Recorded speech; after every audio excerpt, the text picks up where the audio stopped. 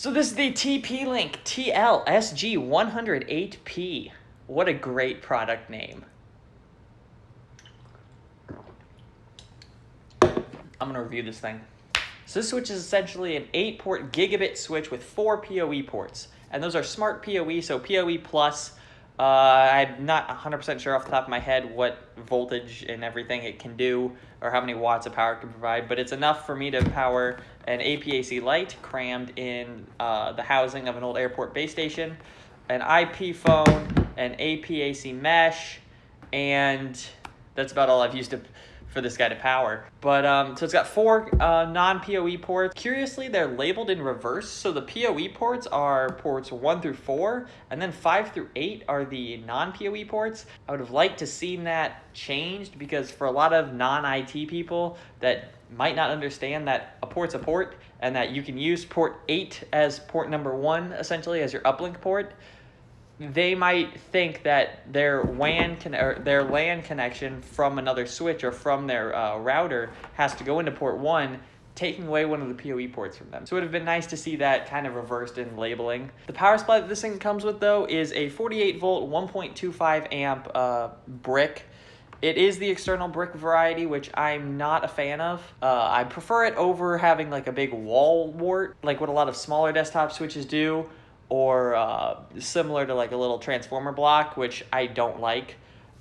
So this is a compromise, but it's a compromise I'm willing to make, especially for this thing's diminutive form factor. I mean, this thing's just tiny, and it's completely unmanaged. I have plenty of managed switches here at my house, and I just use them as dumb switches because there's really no management functions that I want to use in a home environment. Or for a small business, this would be great. Power up a few phones, a couple access points.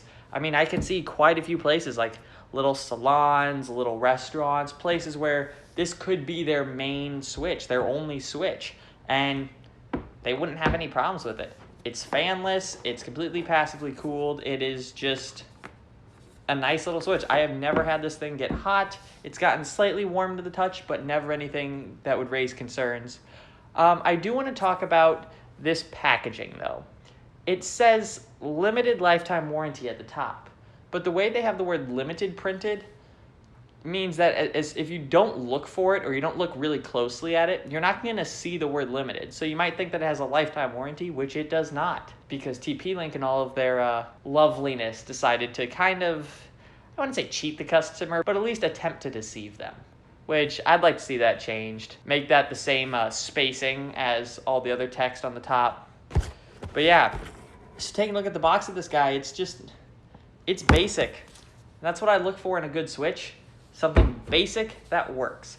I have been using this guy for the past month and a half, and I have no problems to report. It's been sitting there on my desk doing its job with no issues, and that's really all I can ask for in a switch. So if you're looking to power up a few security cameras, a couple access points, some IP phones, this would be great. If you're a home user, you could use this to power 2 access points, maybe one upstairs, one downstairs, a security camera at the front door, security camera out the back. I mean, this would be just a nice little switch that has a lot of uses, and I have nothing to complain about. So this gets my recommendation, and I will be buying these and deploying these for smaller businesses and home users. So gets a pass from me for what it's worth. Thank you for watching, and I will see you in the next video.